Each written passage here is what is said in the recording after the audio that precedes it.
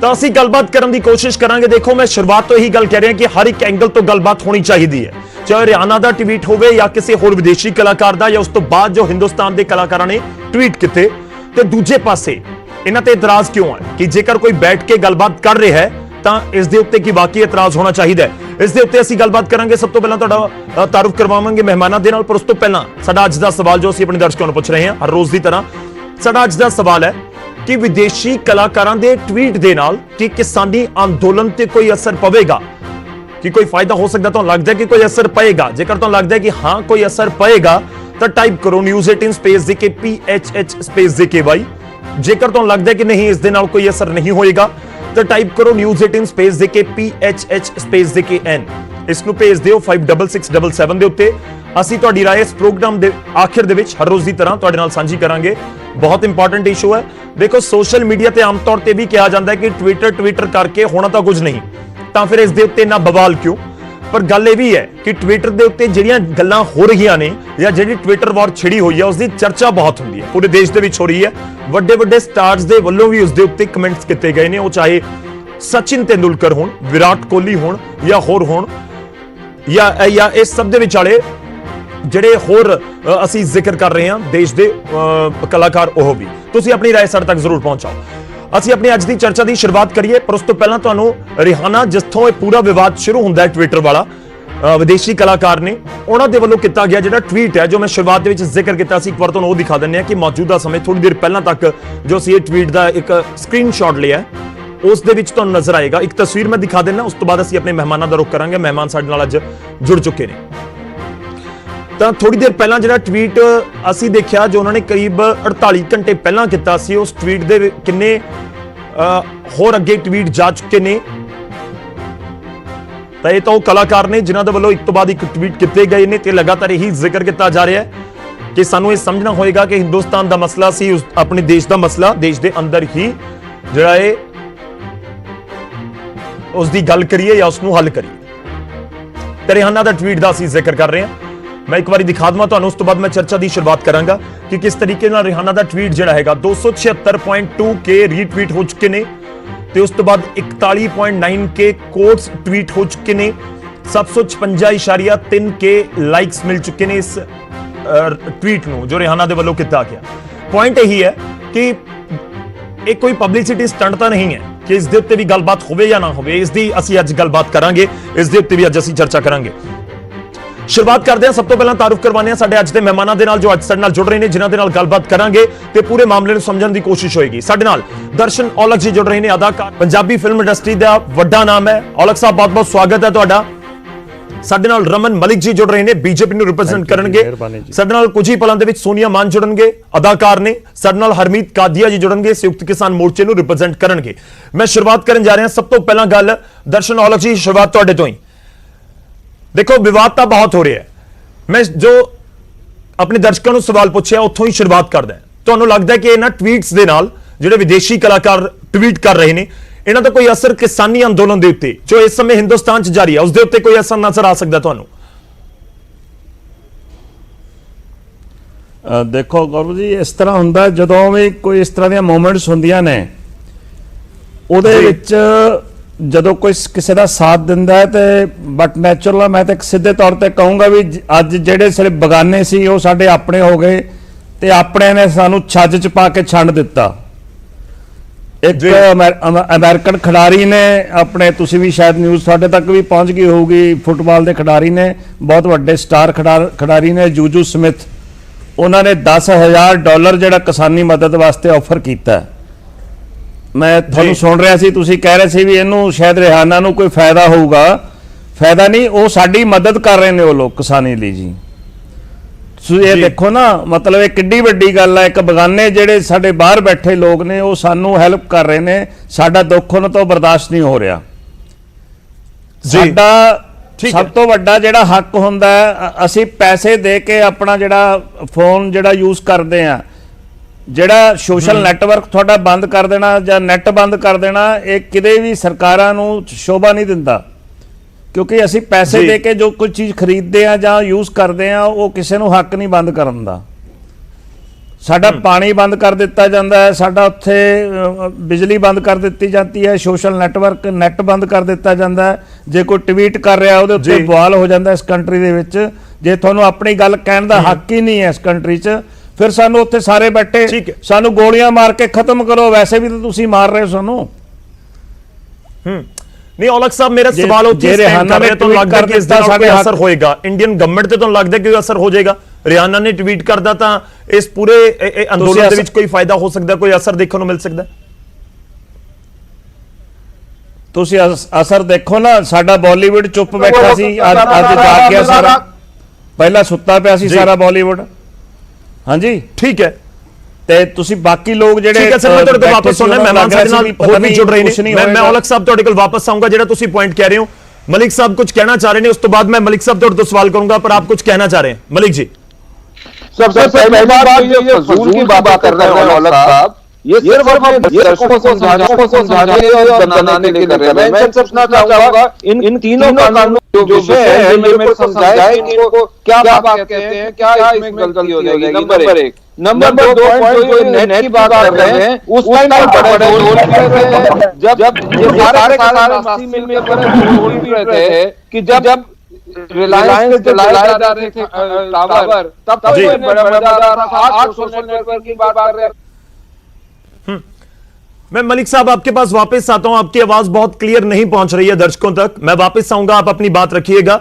मैं औलख साहब का एक बार फिर तो रुक करदा। औलख साहब, मलिक जी भी कुछ कहना चाह रहे हैं, पर इस शब्द विच वाले सवाल बहुत सारे ने। देखो हर एक एंगल तो गल होनी चाहिए है, मलिक साहब नूं भी आपां सवाल करांगे, पर इस विच वाले मैं जो सवाल कर रहे हैं, तुहानूं नहीं लगदा कि एक सडनली विदेशी कलाकारां नूं बैठे उत्थे हिंदुस्तान के किसान की फिक्र क्यों सताउण लग गई? सानूं इस बारे भी सोचना चाहिए। ठीक है, तुसीं कह रहे हो समर्थन मिल रहा है, या किसी खिडारी ने, फुटबॉलर, सॉकर के प्लेयर ने एक ऑफर भी दे दी कि ठीक है मैं समर्थन करना चाहना ते मैं पैसे दे नाल भी मदद करना चाहना, एक अलग इशू है। पर तुहानूं नहीं लगदा कि सानूं ये भी सोचना चाहिए कि 2-2.5 महीने तो चल रहा है, पिछले 6 महीने तो चल रहा है, तो हुण उन्हां नूं क्यों 1 लाख ते दर्द होण लग गया? देखो दर्द की गल इस तरह है, ਜਦੋਂ तक किसी तक गल पहुँचूगी नहीं, सोशल नैटवर्क के उत्ते कुछ चीज़ां इन्होंने बंद कर दित्तियां।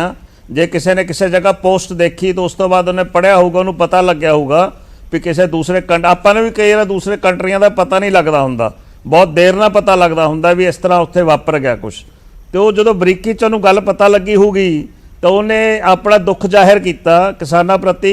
उन्हें सिर्फ इन्ना कहा भी उत्थे तुसीं नैट नहीं बंद कर सकते, ये उन्हां दा हक है। ਤੇ देखो उस ट्वीट ਨੂੰ एक लड़की है ग्रेटा बुनबर्ग, ये वातावरण के उपर विचारी काम कर रही है, ਉਹਦੇ ਉੱਤੇ ਅੱਜ ਸਾਡੇ ਕੰਟਰੀ ਦੇ ਵਿੱਚ ਇੱਕ FIR ਦਰਜ ਕਰ ਦਿੱਤੀ ਜਾਂਦੀ ਹੈ ਉਹਦਾ ਟਵੀਟ ਨੂੰ ਟਵੀਟ ਕਰਨ ਦੇ ਉੱਤੇ। ਇਹ ਦੇਖੋ ਕਿੱਥੋਂ ਦੇ ਅਸੀਂ, ਲੱਗਦਾ ਤੁਹਾਨੂੰ ਲੋਕਤੰਤਰ ਜਾਂ ਅਸੀਂ ਡੈਮੋਕ੍ਰੇਸੀ 'ਚ ਰਹਿ ਰਹੇ ਹਾਂ ਜੀ। ਇੱਕ ਬੰਦੇ ਨੂੰ ਕਿਸੇ ਆਪਣੇ ਸੋਸ਼ਲ ਨੈਟਵਰਕ ਤੇ ਗੱਲ ਕਰਨ ਦਾ ਵੀ ਹੱਕ ਖਤਮ ਕਰ ਦਿੱਤਾ ਜਾ ਰਿਹਾ ਜੀ। ਇਹ ਤਾਂ ਮੈਨੂੰ ਲੱਗਦਾ ਬੜਾ ਮੱਦਭਾਗਾ ਹੈ ਗੌਰਵ ਜੀ। ਇਹਦੇ ਪ੍ਰਤੀ ਤਾਂ ਦੇਖੋ ਤੁਸੀਂ ਕੱਲ ਤੁਹਾਡਾ ਚੈਨਲ ਆ ਜਾਂ ਹੋਰ ਚੈਨਲ ਨੇ ਕੁਝ ਗੱਲ ਕਹਿੰਦੇ ਆ, ਉਹ ਉਹਨਾਂ ਦੇ ਉੱਪਰ ਅਗਰ ਇਸ ਤਰ੍ਹਾਂ ਦਾ ਬਿਆਨ ਕੱਸਿਆ ਜਾਂਦਾ ਜਾਂ FIR ਦਰਜ ਹੁੰਦੀਆਂ, ਜਿਵੇਂ ਆਪਣੇ ਪਿੱਛੇ ਮੁੰਡਾ ਵਿਚਾਰਾ ਜਿਹੜਾ ਪੂਨੀਆ ਸੀਗਾ ਉਹਨੂੰ ਹਿਰਾਸਤ 'ਚ ਲੈ ਲਿਆ ਗਿਆ ਉੱਥੇ ਸੱਚ ਬੋਲਣ ਦੇ ਉੱਤੇ, ਹੋਰ ਕਈ ਪੱਤਰਕਾਰਾਂ ਨੂੰ ਦਿੱਲੀ ਦੇ ਵਿੱਚ ਅਰੈਸਟ ਕਰ ਲਿਆ ਗਿਆ। ਇਹ ਗੱਲਾਂ ਠੀਕ ਨਹੀਂ ਹੈ ਸਰਕਾਰ ਵਾਸਤੇ, ਇਹਨਾਂ ਨੂੰ ਇਹ ਰਵੱਈਆ ਚੰਗਾ ਨਹੀਂ ਹੈ। ਕਿਸਾਨ ਤਾਂ ਦੇਖੋ पब्लिसिटी स्टंट भी नजर नहीं आता, पब्लिसिटी स्टंट तो नहीं तुहानूं नजर आउंदा। देखो मैं इस करके सवाल कर रहा हूं कि विदेशी कंपनियां ने ना बहुत वड्डियां सर मैं एक बारी गल कंप्लीट करा। मैं देखो कई बारी की हुंदा है कि क्वेश्चन भी सही तरीके नाल नहीं पहुंच पाउंदा। मैं पब्लिसिटी क्यों कह रहे हैं, क्योंकि कोई विदेशी कंपनी है, हिंदुस्तान नूं उत्थे दे लोग जो मर्जी कहंदे होण, पर वड्डियां कंपनियां हिंदुस्तान दे विच आके बिजनेस करना चाहुंदियां ने। ਉਹਦੀ ਵੱਡੀ ਵਜ੍ਹਾ ਇਹ ਹੈ ਕਿ ਹਿੰਦੁਸਤਾਨ ਦੀ ਪੋਪੂਲੇਸ਼ਨ ਬਹੁਤ ਹੈ। ਉਹਨਾਂ ਨੂੰ ਪਤਾ ਹੈ ਕਿ ਜੇ 1.25 ਕਰੋੜ 150 ਕਰੋੜ ਦੇ ਵਿੱਚੋਂ ਸਾਡੇ ਕੋਲ 1% ਲੋਕਾਂ ਨੇ ਵੀ ਅਸੀਂ ਆਪਣੇ ਗਾਹਕ ਬਣਾ ਲਏ ਤਾਂ ਸਾਨੂੰ ਪਤਾ ਹੈ ਕਿ ਉਹ ਬਹੁਤ ਵੱਡੀ ਇੱਕ ਅਮਾਉਂਟ ਹੋ ਸਕਦੀ ਹੈ, ਸਾਡਾ ਬਿਜ਼ਨਸ ਬਹੁਤ ਵੱਡਾ ਹੋ ਸਕਦਾ ਹੈ। ਇਹ ਇੱਕ ਕੰਪਨੀਆਂ ਲਾਜ਼ਮੀ ਤੌਰ ਤੇ ਸੋਚਦੀਆਂ ਨੇ।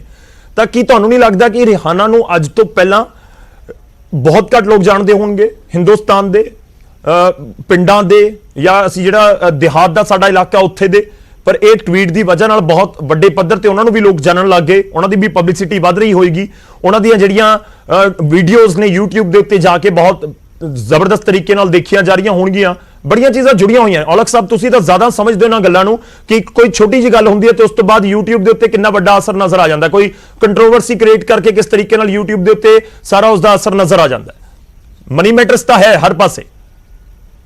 ਗੌਰਵ ਜੀ ਗੱਲ ਇਹ ਹੈ, ਇਹ ਉਸ ਬੰਦੇ ਨੂੰ ਲੋੜ ਪੈਂਦੀ ਹੈ ਜਿਹਦਾ ਕੋਈ ਨਾਮ ਨਾ ਹੋਵੇ, ਜਿੰਨੀ ਕੋਈ ਪਛਾਣ ਨਾ ਹੋਵੇ। ਇਹ ਰਿਹਾਨਾ ਦੇ 10 ਕਰੋੜ ਫਾਲੋਵਰ ਆਲਰੇਡੀ ਨੇ ਜੀ, ਉਹਨੂੰ ਕੀ ਲੋੜ ਪਈ ਹੈ? ਔਰ ਉਹ ਉੱਥੋਂ ਦੀ ਵੱਡੀ ਸਟਾਰ ਹੈ, ਉਹ ਕੋਈ ਨਵੀਂ ਕੋਈ ਸਟਰਗਲਰ ਤਾਂ ਹੈ ਨਹੀਂ ਵੀ ਉਹਨੂੰ ਲੱਗਿਆ ਹੋਵੇ ਕੰਗਨਾ ਰਣੌਤ ਵਾਂਗੂ ਵੀ ਮੇਰੇ ਫਾਲੋਵਰ ਵੱਧ ਜਾਣਗੇ, ਮਿਲੀਅਨ ਹੋ ਜਾਣਗੇ। ਇਹਦੇ ਤਾਂ ਆਲਰੇਡੀ 10 ਕਰੋੜ ਤੋਂ ਜ਼ਿਆਦਾ ਲੋਕ ਹੈਗੇ ਨੇ ਇਹਦੇ ਨਾਲ ਜੁੜੇ ਹੋਏ। ਉਹਨੂੰ ਤਾਂ ਦਰਦ ਮਹਿਸੂਸ ਹੋਇਆ ਕਿਸਾਨੀ ਦਾ ਜੀ। ਕਿਸਾਨੀ ਤੋਂ ਜ਼ਿਆਦਾ ਉਹਨੂੰ ਜਿਹੜੀ ਫਰੀडम ਦੇ ਉੱਤੇ ਹੋਇਆ ਵੀ ਇੱਕ ਲੋਕਤੰਤਰ ਦੇ ਵਿੱਚ ਤੁਸੀਂ ਕਿਸੇ ਦਾ ਸੋਸ਼ਲ ਨੈਟਵਰਕ ਨੈਟ ਨਹੀਂ ਬੰਦ ਕਰ ਸਕਦੇ। ਦੇਖੋ ਇਹ ਸਾਡੇ ਰਾਈਟਸ ਨੇ, ਸਾਨੂੰ ਗਵਰਨਮੈਂਟ ਨੇ ਆਪ ਰਾਈਟਸ ਦਿੱਤੇ। ਅਸੀਂ ਬਿੱਲ ਪੇ ਕਰਦੇ ਹਾਂ ਆਪਣੇ ਫੋਨ ਦਾ, ਅਸੀਂ ਰੀਚਾਰਜ ਕਰਾਉਣੇ, ਅਸੀਂ ਪੇ ਦਿੰਦੇ। ਅਸੀਂ ਜੇ ਹਫਤਾ ਬੰਦ ਰਹਿੰਦਾ ਉਹਦਾ ਜ਼ਿੰਮੇਵਾਰ ਕੌਣ ਹੈ? ਠੀਕ ਹੈ ਨਾ ਜੀ। ਅਸੀਂ ਜੇ ਸੋਸ਼ਲ ਨੈਟਵਰਕ ਦੇ ਉੱਤੇ ਤੇ ਦਿਲ ਦੀ ਗੱਲ ਕੋਈ ਲਿਖ ਰਹੇ ਆ ਜਾਂ ਕਰ ਰਹੇ ਆ, ਸਾਨੂੰ ਉਹਦੇ ਅਖਤਿਆਰ ਦਿੱਤੇ ਗਏ ਗਵਰਨਮੈਂਟ ਵੱਲੋਂ। ਜੇ ਉਹਨਾਂ ਦੇ ਉੱਤੇ ਵੀ ਰੋਕ ਲਾਈ ਜਾਂਦੀ ਹੈ ਤੇ ਮੈਨੂੰ ਜਾਂ ਅਗਰ ਉਹਨੇ ਕੋਈ ਗੱਲ ਕੀਤੀ ਜਾਂ ਤਾਂ ਹੋਵੇ ਉਹਨੇ ਆਪਣੇ ਕੰਟਰੀ ਬਾਰੇ ਕੁਝ ਗਲਤ ਬੋਲਿਆ, ਫਿਰ ਤਾਂ ਮੈਂ ਕਹਿੰਦਾ ਵੀ ਉਹਨੇ ਬਹੁਤ ਗਲਤ ਕੀਤਾ, ਅਸੀਂ ਵੀ ਉਹਦਾ ਵਿਰੋਧ ਕਰਾਂਗੇ। ਜਦੋਂ ਉਹਨੇ ਗੱਲ ਕਿਸਾਨਾਂ ਦੇ ਹੱਕ ਦੀ ਕੀਤੀ ਹੈ, ਕਿਸਾਨ ਜਿਹੜੇ ਆਪਣੇ ਰਾਈਟਸ ਮੰਗ ਰਹੇ ਨੇ, ਅੰਨਦਾਤਾ ਇਸ ਦੇਸ਼ ਦਾ, ਹਰ ਬੰਦਾ ਉਹਦਾ ਦਿੱਤਾ ਖਾ ਰਿਹਾ ਤੇ ਹਾਂਜੀ, ਉਹਦੇ ਵਿੱਚ ਮੈਨੂੰ ਲੱਗਦਾ ਨਹੀਂ ਵੀ ਉਹਨੇ ਕੋਈ ਗਲਤ ਕਿਹਾ। ਉਹਨੇ ਤਾਂ ਬੜੀ ਕਲੀਅਰ ਸਪਸ਼ਟ ਗੱਲ ਕੀਤੀ ਹੈ। ਜੇ ਕਿਸੇ ਨੂੰ ਇਹਦੇ ਤੇ ਇਤਰਾਜ਼ ਹੈ, ਉਹ ਆਪਣੇ ਸੋਸ਼ਲ ਨੈਟਵਰਕ ਤੇ ਖੁੱਲ ਕੇ ਬੋਲ ਵੀ ਰਹੇ ਜਿਹੜੇ ਬੰਦੇ ਬੋਲ ਰਹੇ। ਜੇ ਉਹਨੂੰ ਲੱਗਦਾ ਵੈਸੇ ਕੋਈ ਗਲਤ ਬੋਲਿਆ, ਕੰਟਰੀ ਬਾਰੇ ਗਲਤ ਬੋਲਿਆ, ਤੇ ਮੈਂ ਵੀ ਉਹਦਾ ਵਿਰੋਧ ਕਰੂੰਗਾ ਜੀ। ਠੀਕ ਹੈ ਔਲਖ ਸਾਹਿਬ, ਤੁਸੀਂ ਸਾਡੇ ਨਾਲ ਬਣੇ ਰਹੋ। ਇੱਥੇ ਇੱਕ ਛੋਟੇ ਜਿਹੇ ਬ੍ਰੇਕ ਲਈ ਅਸੀਂ ਇੱਥੇ ਰੁਕਾਂਗੇ। ਬ੍ਰੇਕ ਤੋਂ ਬਾਅਦ ਆ ਕੇ ਗੱਲਬਾਤ ਨੂੰ ਅੱਗੇ ਵਧਾਵਾਂਗੇ। ਉਮੀਦ ਕਰਦੇ ਹਾਂ ਬ੍ਰੇਕ ਤੋਂ ਬਾਅਦ ਸਾਡੇ ਨਾਲ ਬਾਕੀ ਮਹਿਮਾਨ ਵੀ ਜੁੜ ਜਾਣਗੇ ਤੇ ਉਹਨਾਂ ਦੇ ਨਾਲ ਅਸੀਂ ਗੱਲਬਾਤ ਨੂੰ ਅੱਗੇ ਵਧਾਵਾਂਗੇ। ਤੇ ਗੱਲਬਾਤ ਜੇਕਰ ਟਵੀਟਸ ਦੇ ਉੱਤੇ ਹੋ ਰਹੀ ਹੈ ਤਾਂ ਹੋਣੀ ਜ਼ਰੂਰੀ ਵੀ ਹੈ। ਜਿੰਨਾ ਬਵਾਲ ਇਸ ਸਮੇਂ ਇੱਕ ਟਵੀਟ ਤੋਂ ਬਾਅਦ ਸ਼ੁਰੂ ਹੋਇਆ ਤੇ ਉਸ ਤੋਂ ਬਾਅਦ ਟਵੀਟ ਤਕਰੀਬਨ ਬਹੁਤ ਵੱਡੇ ਸਟਾਰਸ ਜਿਹੜੇ ਹੈਗੇ ਨੇ ਸਾਰੇ ਉਹਨਾਂ ਦੇ ਵੱਲੋਂ ਕੀਤਾ ਗਿਆ ਸੀ। ਇਸ ਦੇ ਉੱਤੇ ਗੱਲਬਾਤ ਨੂੰ ਜਾਰੀ ਰੱਖਾਂਗੇ ਛੋਟੇ ਜਿਹੇ ਬ੍ਰੇਕ ਤੋਂ ਬਾਅਦ। ਤਾਂ ਟਵੀਟ ਵਾਰ ਦੇ ਵਿਚਾਲੇ ਇਸ ਸਮੇਂ ਤੁਹਾਨੂੰ ਸੁਣਾਉਂਦੇ ਹਾਂ ਦਿੱਲੀ ਪੁਲਿਸ ਦਾ ਬਿਆਨ, ਜੋ ਗ੍ਰੇਟਾ ਥਨਬਰਗ ਦੇ ਉੱਤੇ FIR ਦਰਜ ਕੀਤੀ ਗਈ ਹੈ। ਉਸ ਦੇ ਉੱਤੇ ਦਿੱਲੀ ਪੁਲਿਸ ਕੀ ਕਹਿ ਰਹੀ ਹੈ कि इन्वेस्टिगेशन दिल्ली पुलिस की साइबर सेल द्वारा किया जाएगा और इसमें किसी को भी हम लोगों ने अभी नेम नहीं किया है। ठीक, थैंक यू।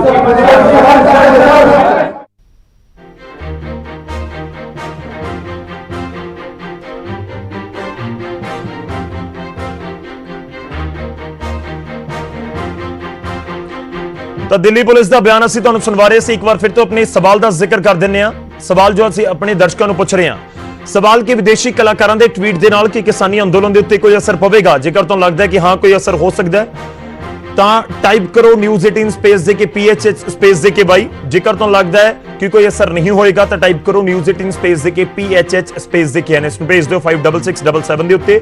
ਅਸੀਂ ਤੁਹਾਡੀ ਰਾਏ ਪ੍ਰੋਗਰਾਮ ਦੇ ਆਖਿਰ ਦੇ ਵਿੱਚ ਦਿਖਾਵਾਂਗੇ। ਇਸ ਵਿਚਾਲੇ ਤੁਹਾਨੂੰ ਇਹ ਵੀ ਦੱਸ ਦਈਏ ਕਿ ਦਿੱਲੀ ਪੁਲਿਸ ਨੇ ਜੋ ਬਿਆਨ ਜਾਰੀ ਕੀਤਾ ਹੈ ਉਸ ਦੇ ਵਿੱਚ ਇਹ ਕਿਹਾ ਗਿਆ ਕਿ ਗ੍ਰੇਟਾ ਦਾ ਨਾਮ ਨਹੀਂ ਹੈ। ਉਹਨਾਂ ਨੇ ਕਿਹਾ ਕਿ ਸਾਈਬਰ ਸੈੱਲ ਨੇ FIR ਦਰਜ ਕੀਤੀ ਹੈ ਪਰ ਅਨਨੇਮਡ ਹੈ, ਯਾਨੀ ਕਿ ਅਣਪਛਾਤਿਆਂ ਦੇ ਖਿਲਾਫ ਹੈ, ਕਿਸ ਦਾ ਉਸ ਦੇ ਵਿੱਚ ਨਾਮ ਨਹੀਂ ਹੈ। ਛੋਟੇ ਜਿਹੇ ਬ੍ਰੇਕ ਲਈ ਰੁਕਦੇ ਹਾਂ, ਵਾਪਸ ਆਵਾਂਗੇ ਚਰਚਾ ਨੂੰ। ਬ੍ਰੇਕ ਤੋਂ ਬਾਅਦ ਇੱਕ ਵਾਰ ਫਿਰ ਤੋਂ ਤੁਹਾਡਾ ਸਵਾਗਤ ਹੈ। ਅਸੀਂ ਅੱਜ ਗੱਲ ਕਰ ਰਹੇ ਹਾਂ ਟਵਿੱਟਰ ਵਾਰ ਦੀ ਤੇ ਸਵਾਲ ਇਹ ਚੁੱਕ ਰਹੇ ਹਾਂ ਕਿ ਅਸਲ ਕਲਾਕਾਰ ਕੌਣ। ਤੇ ਇਸ ਵਿਚਾਲੇ ਸਾਡੇ ਨਾਲ ਰਮਨ ਮਲਿਕ ਜੀ ਜੁੜ ਚੁੱਕੇ ਨੇ। ਦਰਸ਼ਨ ਔਲਖ ਜੀ ਪਹਿਲਾਂ ਤੇ ਲਗਾਤਾਰ ਸਾਡੇ ਨਾਲ ਜੁੜੇ ਹੋਏ ਨੇ। ਰਮਨ मलिक जी बीजेपी ਨੂੰ रिप्रेजेंट कर रहे हैं। मलिक साहब मैं पहला सवाल यही पूछ रहा हूं कि इतराज क्यों, कि अगर किसी ने सवाल उठा दिया तो इतराज क्यों? देखिए जी, सबसे पहली बात, अभी थोड़ी देर पहले औलख साहब बोल रहे थे कि सोशल नेटवर्किंग बंद कर दी। अरे साहब, तब तो तालियां बजा रहे थे ये सारे मरासी सब के सब, ये पैसे लेकर नाचने गाने वाले सारे लगा रहे थे ठुमके और तालियां जब रिलायंस के खंभे जलाए जा रहे थे। आज क्यों परेशानी हो रही है? दूसरी चीज बात करते हैं। मैं औलख साहब से और इनके जैसे बाकी वासियों से ये पूछूंगा कि भाई ये तीनों कानून जो है ना, ये तो मेरे पास पढ़े, मैंने तो पढ़े हुए हैं, आपने पढ़े हो तो मेरे को बताइए कौन सा कानून, कौन सा छंद उसमें खराब है जी, बताओ जी। ये इनको पता नहीं होगा जी। तो जब पता नहीं होगा तो बेगानी शादी में अब्दुल्ला दीवाना की तरह होंगे।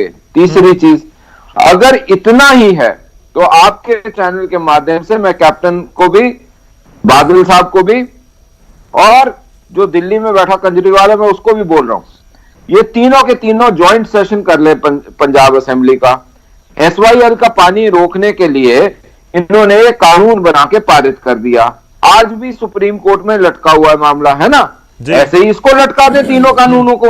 एक चीज अगर नहीं कर सकते तो 1 साल के लिए पंजाब यूनानिमसली बोल दे कि 23 की 23 फसलें जिन पे MSP है, पंजाब उन्हें MSP से नीचे खरीदने नहीं देगा। ये जो बीच में क्लॉज डाला है ना, जबरदस्ती प्राइस कम कर दें अगर कोई तो सजा है, तो ये मत बोलिए जबरदस्ती।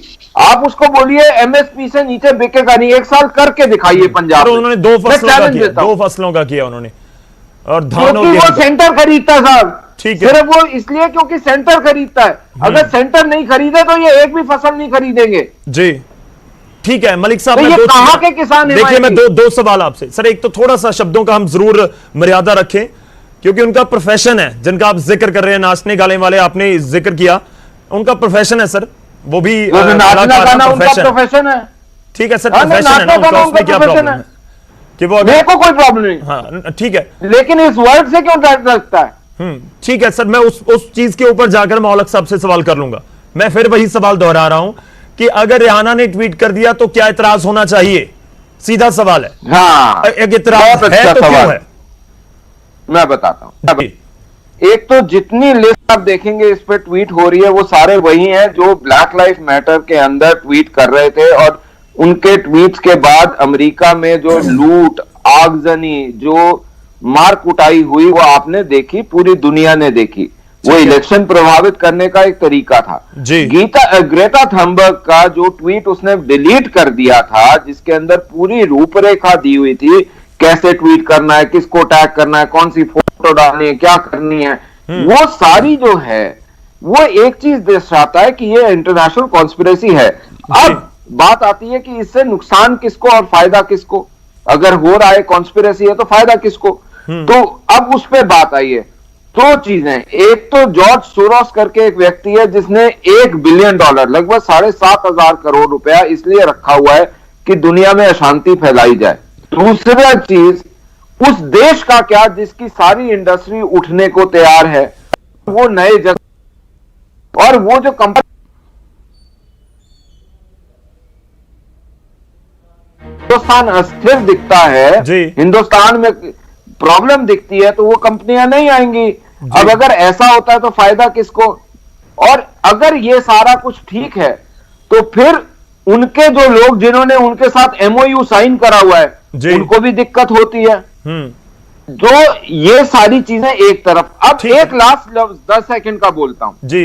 ये सारे के सारे, चाहे वो किसान आंदोलन में बैठे हुए नेता बने हुए अपने आप को, चाहे वो कांग्रेस वाले या अकाली दल वाले, ये सारे के सारे, मैं एक सवाल आज पंजाब से भी और भारत से पूछता हूं। जब महात्मा गांधी का स्टैचू न्यूयॉर्क में अंदर अमेरिका में तोड़ा गया था, उसके ऊपर, और वो तोड़ने वाले ये सारे यही जो पन्नू और दूसरे खालिस्तानी वहां पे गैंग चला रहा है, उन देशद्रोहियों का जो यहां से उठ के भागे उनका था। मैं ये पूछता हूं, जब महात्मा गांधी का जो स्टैचू तोड़ने की बात करते हैं, क्या हम उनका समर्थन कर सकते हैं? नहीं सर, मुझे के साथ एक सवाल है सर, मैं उसके बाद औलख साहब के पास जाता हूं। क्या समर्थन किया किसी ने कि महात्मा गांधी का अगर वहां पर बुत तोड़ा गया, अगर उसका विरोध नहीं किया तो समर्थन भी नहीं किया ना सर? कोई नहीं समर्थन कर सकता कि इस तरह की कोई भी अराजकता हो। एक मिनट सर, अगर समर्थन नहीं करा तो विरोध नहीं करा, अगर विरोध नहीं करा तो उसके खिलाफ खड़े नहीं हुए, क्योंकि किसी ना किसी तरीके से आप उनसे विरोध उनका करने से डरते हो। क्यों डरते हो ये पता नहीं जी, लेकिन डरते हो। आप मेरे को सिर्फ एक चीज बताइए, ठीक है भारत हम चर्चा को आगे बढ़ाते हैं, जवाब में एक एक करके ना, एक एक करके आपका भारत के झंडे को, गौरव, जो भारत के झंडे को अपने पांव में दबाते हो, क्या हम उनको बर्दाश्त कर सकते हैं? सर कौन दबा रहा है सर? रिहाना दबा रही है। पन्नू और उसके, और ये रिहाना को छोड़ दीजिए ना, पन्नू को कौन पूछता है भारत में? पन्नू आके कोई अपनी स्टेटमेंट दे देता है, ठीक है, उसके ट्वीट को 4-10 लोग देख लेते हैं, उसको छोड़ दीजिए ना सर। मैं आपको जो ग्रेटा थनबर्ग ने वो पूरा प्रोसीजर दिखाया हुआ है, क्या आपने वो पढ़ा है? क्या औलख साहब ने वो पढ़ा है? मैं औलख साहब से जवाब मिल, औलख साहब ठीक है, मलिक जी मैं आपके पास वापस आ रहा हूं। औलख जी सर मैं थोड़ा जवाब चाहूंगा, तो उम्मीद है थोड़े तक आवाज पहुंची होगी मलिक साहब दी।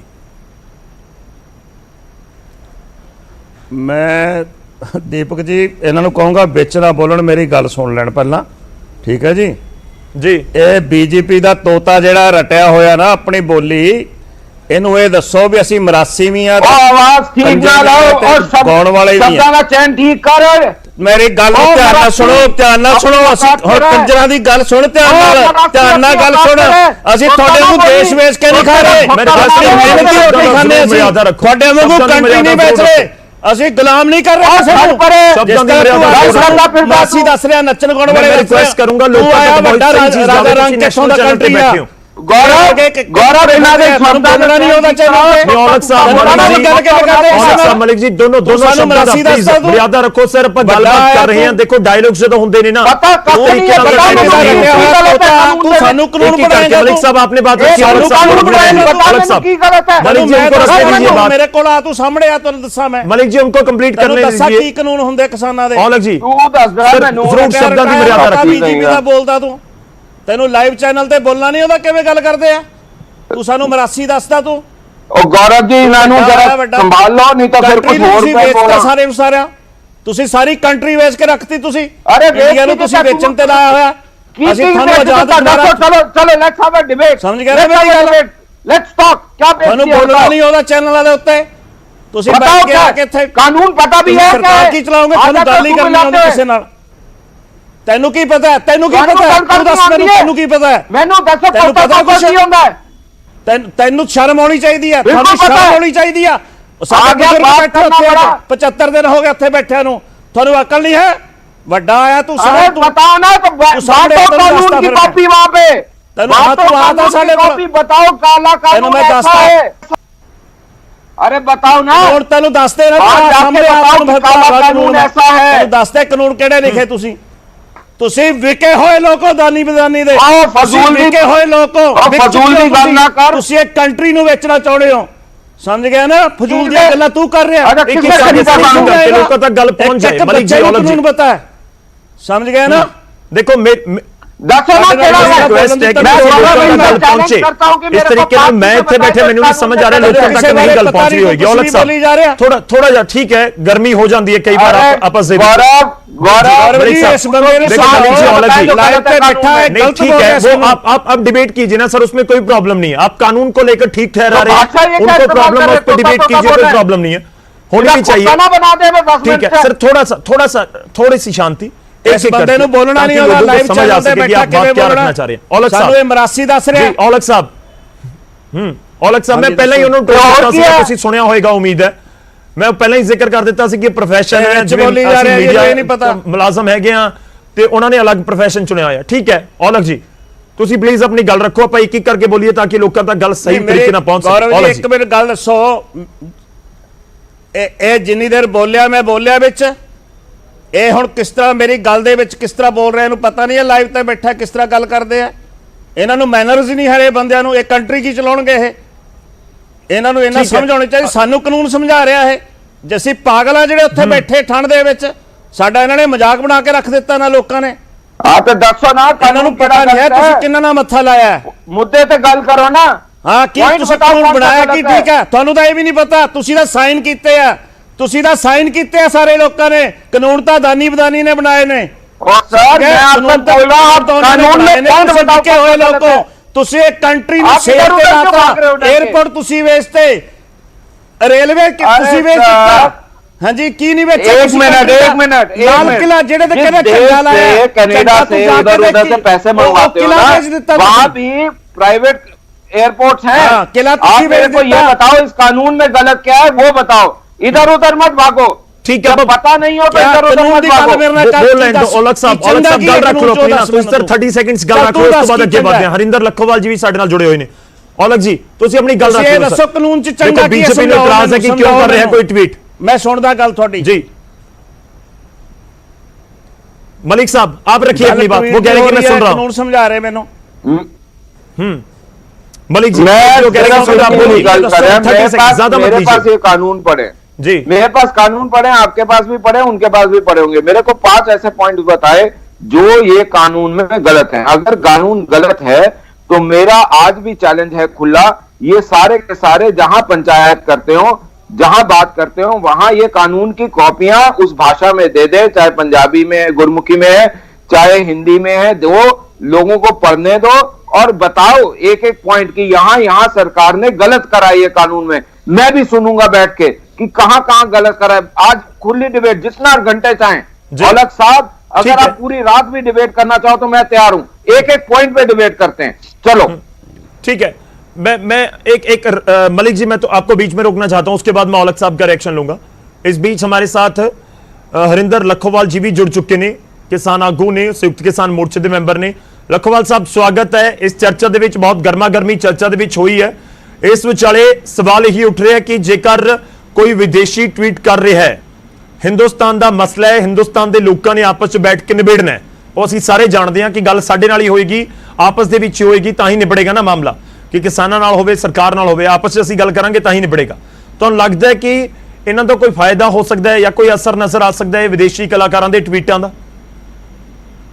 नहीं, ये माड़ी गल भी की है। जे कोई साडे नाल हमदर्दी करदा, इन्हां नूं तकलीफ की आ? ठीक है, वो साडे नाल हमदर्दी कीती आ ते असीं तां उन्हां दा स्वागत करदे आ। सारे लोग साडी तारीफ कर रहे हैं भी किसान आपदी लड़ाई लड़ रहा, आपदे हक्कां दी लड़ाई लड़ रहा। जिवें भाजपा वाले कहंदे आ ਇਹ ਕਾਨੂੰਨ ਕਹਿੰਦੇ ਆ ਵੀ ਇਹ ਚ ਦੱਸੋ ਮਾੜਾ ਕੀ ਆ ਜੀ। ਪਹਿਲਾਂ ਸਾਨੂੰ ਵੀ 6 ਮੀਟਿੰਗਾਂ ਚ ਇਹੀ ਕੋ ਕਰੀ ਗਏ, ਸਾਡੇ ਕਾਨੂੰਨ ਬੜੇ ਵਧੀਆ ਨੇ। ਹੁਣ ਇਹਨਾਂ ਦੇ ਮਿਨਿਸਟਰ ਆਪ ਮੰਨੇ ਨੇ ਵੀ ਜਿਹੜਾ ਕੋਈ ਮਰਜ਼ੀ ਸੋਧਾਂ ਕਰਾ ਲਓ, ਜਿਹੜਾ ਕੋਈ ਮਰਜ਼ੀ ਇਹਦੇ ਚੋਂ ਕਢਾ ਲਓ, ਪਰ ਵਾਪਸ ਨਾ ਕਰਾਓ। ਤੇ ਇਹ ਕਿਵੇਂ ਕਹਿੰਦੇ ਨੇ ਵਧੀਆ ਨਹੀਂ। ਮੈਂ ਇੱਕ ਕਾਨੂੰਨ ਤੇ ਆ ਜਾਂਦਾ। ਪਹਿਲਾਂ APMC ਮੰਡੀਆਂ ਇਹਨਾਂ ਨੇ ਬਿਹਾਰ ਦੇ ਵਿੱਚ ਖਤਮ ਕੀਤੀਆਂ ਸੀ। ਬਿਹਾਰ ਦਾ ਹਾਲ ਦੇਖ ਲਓ, ਪੰਜਾਬ ਦਾ ਹਾਲ ਦੇਖ ਲਓ।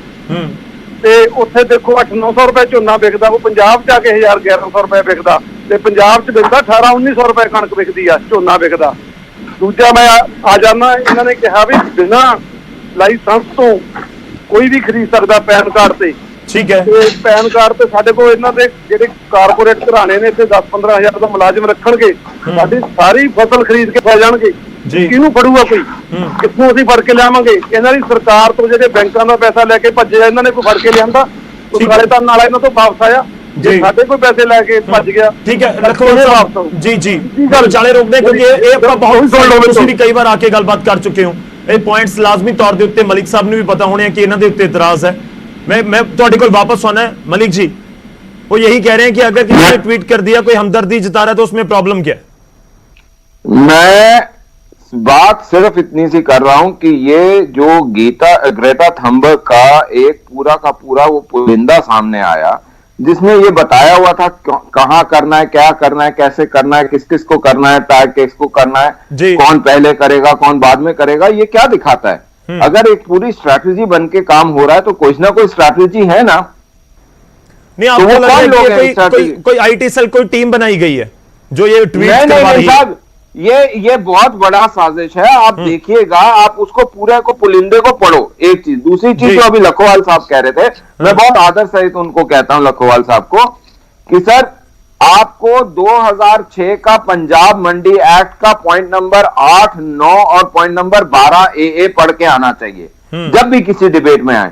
वो ये बताता है कि प्राइवेट मंडियां कहां खुल सकती हैं, वो ये बताता है कि उसका लाइसेंस कौन देगा, वो ये बताता है कि आप कोर्ट नहीं जा सकते। ये तीनों पॉइंट हैं। अगर मैं गलत बोल रहा हूं तो मैं आज यहां से भाजपा से रिजाइन करके आपके साथ आ जाऊं, और अगर आपने वो नहीं पढ़ा तो उसके खिलाफ भी प्रदर्शन करिए। ठीक है, आप छोटा जिहा रिएक्शन ਸਾਡੇ ਨਾਲ ਇਸ ਵਿਚਾਲੇ ਰਮਿੰਦਰ ਗਰੇਵਾਲ ਸਾਹਿਬ जुड़ चुके हैं। सर बहुत बहुत स्वागत है ਤੁਹਾਡਾ भी। लखोवाल जी, एक छोटा जिहा रिएक्शन जो मलिक साहब कह रहे हैं, उस तो बाद मैं गरवाल साहब ਦਾ रुख करांगा। लखोवाल साहब, ਹਾਂਜੀ ਉਹ ਕਹਿ ਰਹੇ ਨੇ ਕਿ ਜਿਹੜੇ ਤੁਸੀਂ ਪੁਆਇੰਟ ਗਿਣਾ ਦਿੱਤੇ ਆਲਰੇਡੀ ਸਾਰੇ ਡਿਸਕਸ ਹੋ ਚੁੱਕੇ ਨੇ, ਇਹਨਾਂ ਦੇ ਵਿੱਚ ਕੋਈ ਪ੍ਰੋਬਲਮ ਨਹੀਂ, ਖਾਸ ਤੌਰ ਤੇ APMC ਮੰਡੀਆਂ ਵਾਲਾ। ਕਿਉਂ ਨਹੀਂ ਪ੍ਰੋਬਲਮ ਜੀ? ਫਿਰ ਇਹਨਾਂ ਨੂੰ ਸੋਧਾਂ ਕਰਨ ਨੂੰ ਕਿਉਂ ਤਿਆਰ ਨਹੀਂ? ਇਹਨਾਂ ਨੂੰ ਪਤਾ ਨਹੀਂ ਵੀ ਸੋਧਾਂ ਸਾਰੀਆਂ ਸਾਡੇ ਨੇ ਮੰਨੀਆਂ ਹੋਈਆਂ ਨੇ। ਉਹ ਕਹਿੰਦੇ ਵੀ ਸੋਧਾਂ ਸਾਡੇ ਤੋਂ ਕਰਵਾ ਲਓ। ਫਿਰ ਹੁਣ ਇਹ ਵੀ ਕਹਿੰਦੇ ਆ ਵੀ 2 ਸਾਲ ਤੇ ਇਹਨਾਂ ਨੂੰ ਅਸੀਂ ਨਹੀਂ ਕਰਦੇ, ਲਾਗੂ ਨਹੀਂ ਕਰਦੇ। 2006 ਤਾਂ ਸਾਡੇ ਕੋਲ ਆ ਗਿਆ। ਅਸੀਂ 2006 ਤੋਂ ਕੀ ਲੈਣਾ? ਸਾਡੇ ਕੋਲ 2020 ਤੱਕ सिस्टम बढ़िया चल रहा है। ना, आपके वहां वो एक्ट चालू है, आपके वहां पंजाब मंडी एक्ट 2006 इनफोर्स है, आप पढ़िए उसको। नहीं पढ़िया होया साडा, पर सानू ये कानून नहीं चाहिए। ਇਹ ਅਮਰੀਕਾ ਕੈਨੇਡਾ ਦੇ ਵਿੱਚ ਜਿਹੜਾ ਕਾਨੂੰਨ ਤੁਸੀਂ ਲੈ ਰਹੇ ਹੋ, ਪ੍ਰਾਈਵੇਟ ਨੂੰ ਤੁਸੀਂ ਵੇਚਣ ਜਾ ਰਹੇ ਹੋ, ਤੁਸੀਂ ਕਾਰਪੋਰੇਟ ਘਰਾਣਿਆਂ ਨੂੰ ਵੇਚਣ ਜਾ ਰਹੇ ਹੋ ਸਾਰਾ ਕੁਝ। ऐसा सर, 4 बंदे आप कैप्टन साहब को ये बोलिए, सुखबीर बादल को ये बोलिए, केजरीवाल को ये बोलिए कि इन तीनों के खिलाफ बोलना की तरह एक कानून ले आए। ਠੀਕ ਹੈ, ਮੈਂ ਲਖੋਵਾਲ ਸਾਹਿਬ, ਮਲਿਕ ਸਾਹਿਬ ਤੁਹਾਡੇ ਕੋਲ ਆਉਣਾ ਹੈ। ਸਾਡੇ ਨਾਲ ਗਰੇਵਾਲ ਜੀ ਜੁੜੇ ਹੋਏ ਨੇ, ਰਵਿੰਦਰ ਗਰੇਵਾਲ ਜੀ, ਬਹੁਤ ਬਹੁਤ ਸਵਾਗਤ ਹੈ। ਸਕਰੀਨ ਤੇ ਵੀ ਦੇਖ ਰਹੇ ਨੇ ਇਸ ਸਮੇਂ। ਗਰੇਵਾਲ ਜੀ, ਮੈਂ ਸ਼ੁਰੂਆਤ ਇੱਥੋਂ ਹੀ ਕਰਦਾ ਹਾਂ। ਬਹੁਤ ਸਾਰੇ ਟਵੀਟ ਨੇ, ਕਿਸਾਨੀ ਅੰਦੋਲਨ ਹੈ, ਬਹੁਤ ਕੁਝ ਹੋ ਰਿਹਾ ਹੈ ਇਸ ਸਮੇਂ ਪੰਜਾਬ 'ਚ, ਪੂਰੇ ਹਿੰਦੁਸਤਾਨ ਦੇ ਵਿੱਚ। ਇਹਨਾਂ ਟਵੀਟਸ ਨੂੰ ਤੁਸੀਂ ਕਿਵੇਂ ਦੇਖਦੇ ਹੋ ਕਿ ਵਾਕਈ ਹੀ ਕੋਈ ਅਸਰ ਇਸ ਦਾ ਜਾਂ ਕੋਈ ਫਾਇਦਾ ਕਿਸਾਨਾਂ ਨੂੰ, ਕਿਸਾਨੀ ਅੰਦੋਲਨ ਨੂੰ ਹੋ ਸਕਦਾ ਹੈ ਰਿਹਾਨਾ ਦੇ ਟਵੀਟ ਦੇ ਨਾਲ, ਗ੍ਰੇਟਾ ਦੇ ਟਵੀਟ ਦੇ ਨਾਲ? ਬਿਲਕੁਲ ਫਾਇਦਾ ਹੋਊਗਾ ਜੀ, ਜਿਹੜੇ ਕਿਉਂਕਿ ਦੇਖੋ ਹਲਚਲ ਕਿੰਨੀ ਹੋ ਗਈ ਉਸ ਟਵੀਟ ਦੇ ਨਾਲ। ਹੁਣ ਸਾਰੇ ਇੱਥੋਂ ਵਾਲੇ ਜਿਹੜੇ ਸਾਡੇ ਬਾਲੀਵੁੱਡ ਵਾਲੇ ਇੰਨੀ ਦੇਰ ਤੋਂ ਸੁੱਤੇ ਪਏ ਸੀ, ਉਹਨਾਂ ਨੂੰ ਹੁਣ ਜਾਗ ਆ ਗਈ। ਔਰ ਪਰ ਉਹ ਮੈਂ ਦੇਖੇ ਟਵੀਟ ਸਾਰੇ, ਉਹ ਮੈਨੂੰ ਸਾਰੇ ਸਕ੍ਰਿਪਟਡ ਹੀ ਲੱਗਦੇ। ਜਿਹੜੇ ਇੱਥੋਂ ਵਾਲੇ ਆ ਉਹ ਤਾਂ ਇੱਕ ਤੋਂ ਬਾਅਦ 'ਚ ਇੱਕ ਔਰ ਆ ਰਿਹਾ, ਔਰ ਉਹਨਾਂ ਦੀ ਤੁਸੀਂ ਲੈਂਗੁਏਜ ਦੇਖੋਗੇ ਸਾਰੀਆਂ ਤਕਰੀਬਨ ਇੱਕੋ ਜੀਆਂ। ਉਹ ਮੈਨੂੰ ਲੱਗਦਾ ਆਈਟੀ ਸੈੱਲ ਇੱਕਦਮ ਇਹਨਾਂ ਦਾ ਹਨਾ ਐਕਟਿਵ ਹੋ ਗਿਆ, ਔਰ ਉਹ ਉਹਨਾਂ ਦੇ ਵਿਰੋਧ ਦੇ ਵਿੱਚ ਜਿਹੜੇ ਟਵੀਟ ਕੀਤੇ ਜਾ ਰਹੇ ਆ। ਪਰ ਮੈਨੂੰ ਲੱਗਦਾ ਇਹ ਸਮਝਣਾ ਪਊਗਾ ਕਿ ਇਹ ਲੋਕ ਲਹਿਰ ਹੈਗੀ ਆ। ਜੇ ਮੈਂ ਮਤਲਬ ਉੱਥੇ ਧਰਨਿਆਂ ਦੇ ਵਿੱਚ ਵੀ ਗਿਆ ਵਾਂ, ਜਾਂ ਇੱਥੇ ਅਸੀਂ ਪੰਜਾਬ ਦੇ ਵਿੱਚ ਮੈਂ ਆਮ ਸ਼ਹਿਰਾਂ ਚੋਂ ਲੰਘਦਾ, ਤਾਂ ਸਾਡੇ ਮੁੰਡੇ ਕੁੜੀਆਂ ਹਨਾ ਜਿਹੜੇ ਚੌਂਕਾਂ ਦੇ ਵਿੱਚ ਖੜੇ ਆ ਹਨਾ, ਫੱਟੀਆਂ ਫੜ ਕੇ ਕਿ ਨੋ ਫਾਰਮਰ ਨੋ ਫੂਡ, ਜਾਂ ਜੇ ਤੁਸੀਂ ਫਾਰਮਰ ਦੇ ਹੱਕ ਚੋਂ ਤਾਂ ਹੌਰਨ ਵਜਾਓ, ਤੇ ਉਹ ਕੋਈ ਤਨਖਾਹ ਤੇ ਨਹੀਂ ਖੜੇ ਹੈਗੇ ਹਨਾ।